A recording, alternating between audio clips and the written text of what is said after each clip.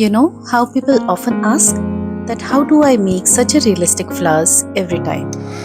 Well, today I am finally sharing my way of creating these beautiful fabric flowers from the scratch.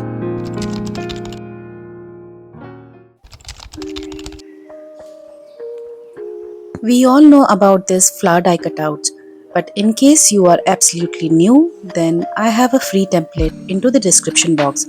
You can simply print out and you can use it to cut out the flower design. You can use the ready-made fabric flower making sheet, but here I have made my own fabric ready, which I have taught in my fabric flower making masterclass. Now once you are ready with the die cutout, we are going to decide the color of our flower. Because I was making this flower for one of my projects, so I have chosen this black currant shade from Itsy Bitsy Color Splash. Whenever I add new colors into my stock, I just make this type of swatches. This helps me to decide the color for my upcoming projects. Let me know if you want to have video on that. Here I have added two more colors which we are going to use for the sepal. Now the next thing which we need is a pricking tool. So I usually use this flower making tool. The back side of it is really helps me to prick the center of the flower.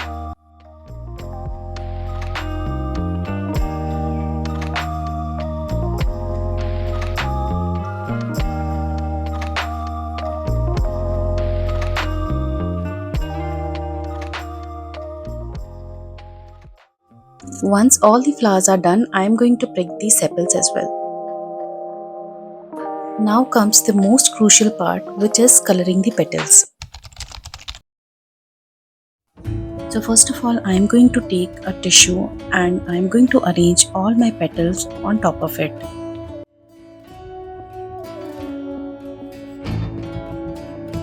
While arranging, the only thing you need to keep in mind is the petals should not touch with each other.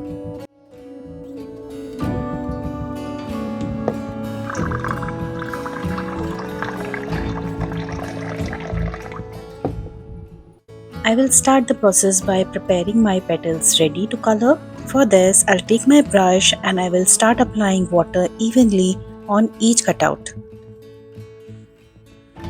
Using brush helps me to apply water to the entire surface properly. But if you feel that it is time consuming, then you can simply hold this die cutouts using a tweezer and you can dip it into the water. But I usually don't follow this step because it makes the entire surface very messy. But anyways, it is all about your comfort and which process you are feeling comfortable about, because crafting, especially the flower making, is ultimately about enjoying the process.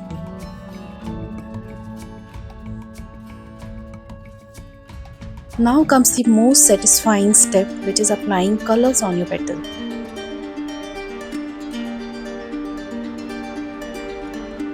For this, I am using this black currant shade and I will try to dilute it with the water as much as possible. So basically, I would be needing extremely lighter shade for my flowers. Now here comes the tip.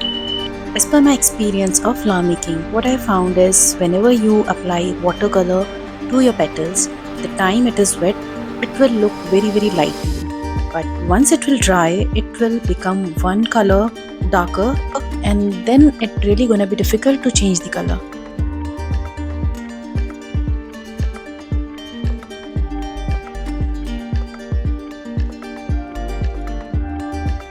Now once the entire batch is covered with the extremely lighter tone, it is time to apply the second layer of shade. So I will take my color again and this time I will apply little less water. By saying this, I mean to say if for the first layer you took 2 drops of color, so you have to take 10 drops of water. And for the second layer, you take 2 drops of color and 5 drops of water. So basically the water will come little lesser so that we'll get a darker tone. For applying the second coat, don't wait for the first coat to dry. Basically we need the petal little wet so that we can easily apply the water and mix it with the bottom layer. Now I will color only the center of my flower and this way you will get the very beautiful center of your flower. So if you wish, you can randomly apply some little touch to the corners of your petals. Make it very random. You apply it on some petal and then you leave it for some other petals. And now it is time to keep it to dry. By the time the flowers are drying, let's start coloring sepals. The same way, I am going to start arranging all my sepals on a tissue paper and will start applying water on it.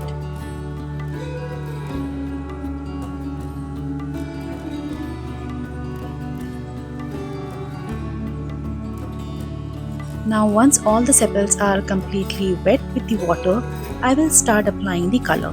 For this I am taking this green shade.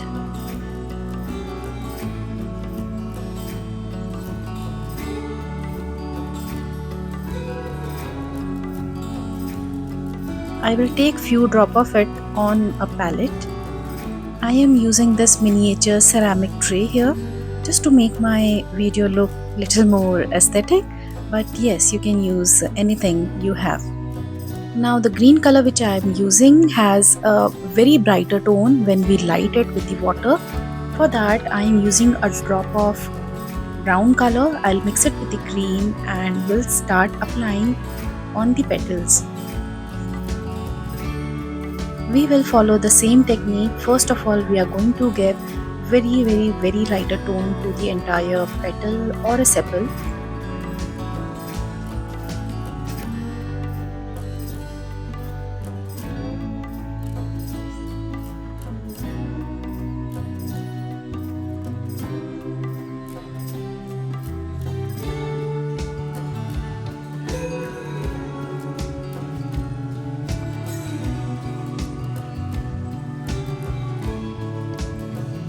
Now once done, I will make my second batch, which would be a little darker in tone as compared to my first batch, and I will start applying at the center. Also, you can randomly apply some darker tone to the edges of the sepals. And this way our sepals are ready. Let's keep it to dry. Now you can keep it to dry either naturally or you can use these type of heat guns to dry it.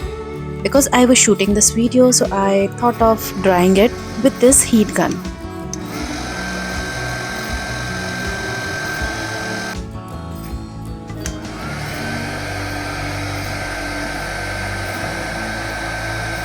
Once these petals will be dried, you can feel it as crispy as a paper.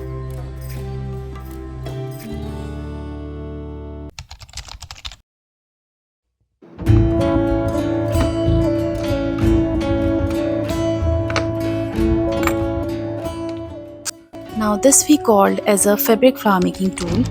Many people also called it as soldering iron.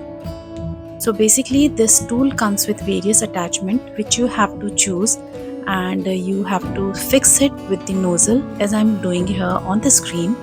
So usually for most of my flowers I use this circle shaped tool. So this is the smallest size which I use, and it goes well with almost all the other size of petals.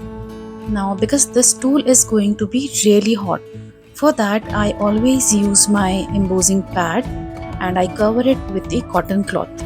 Now you simply take any of your petal, you put it on the covered embossing pad and start giving the shape to your petals.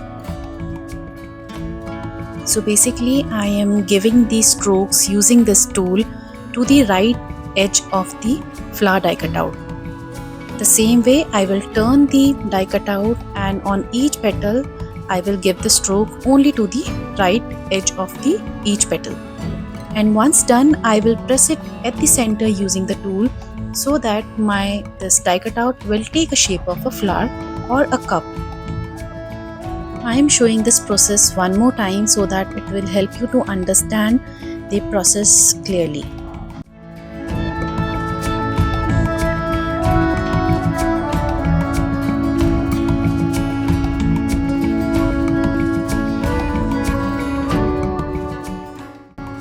And this is how I am going to curl and shape all my flower die cutouts. Now the same way I am going to give the shape to all my sepals.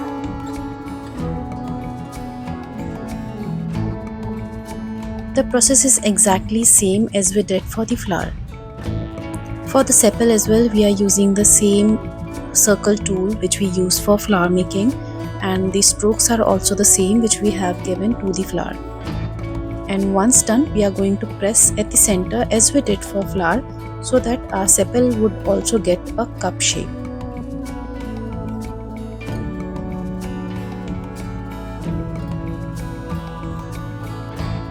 Now let's quickly see it one more time.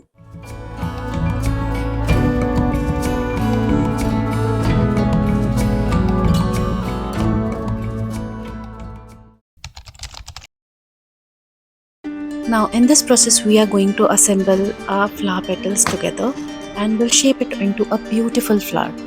For this I have used this pollen here, and because my flower has a lilac color touch to it, so I have used the pollen according to that shade. So the thumb rule which I use for deciding the color for my pollen is, I take one lighter color, then I take one darker tone and one white. Now here I am using a beading wire, and this I will cut out into a small piece.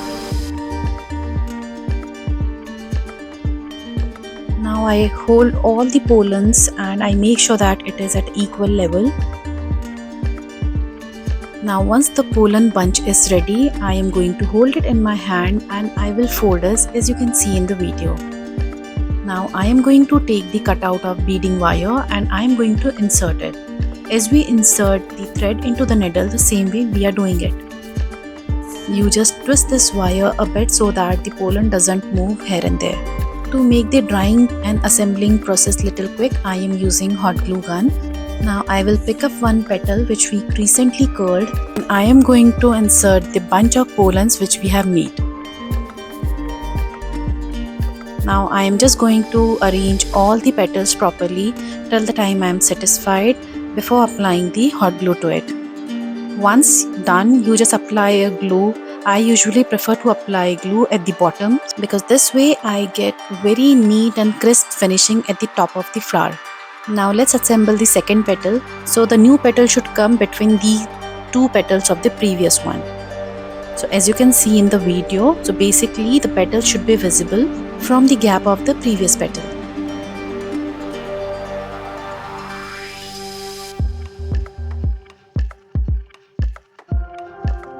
Again, you set it a bit, arrange it till the time you don't find it satisfying and beautiful as per your preference, and then once done, you just apply the hot glue to it. And at last, it is time to insert the sepal to finish our flower.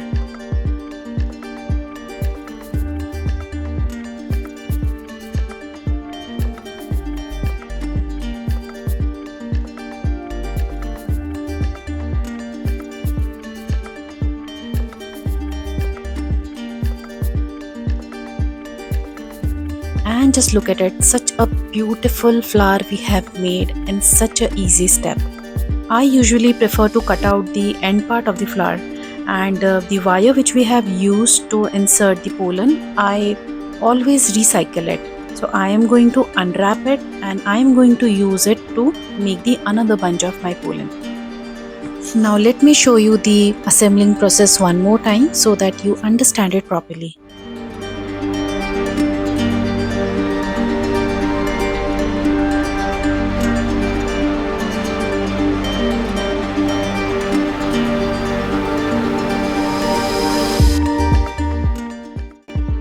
Now the best part about these flowers is you can even use one layer of die cutout, two layer of die cutout as we done previously, and even if you want a little bigger flower, you can use 3 layer of die cutout petals. And this way you would able to make various variations into your flowers. Once done, simply add sepals to your flowers because that really changed the entire game of flower making.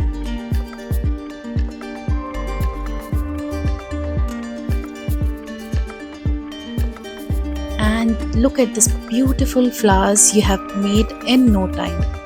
Isn't it so beautiful? So this is my entire process of creating this flowers from the scratch. I hope you liked this video and found this helpful. Do let me know, how did you find the entire process? Was it satisfying? And how was the tip? Do let me know in the comment section and consider subscribing me. I'll meet you in the next video. Till then, bye.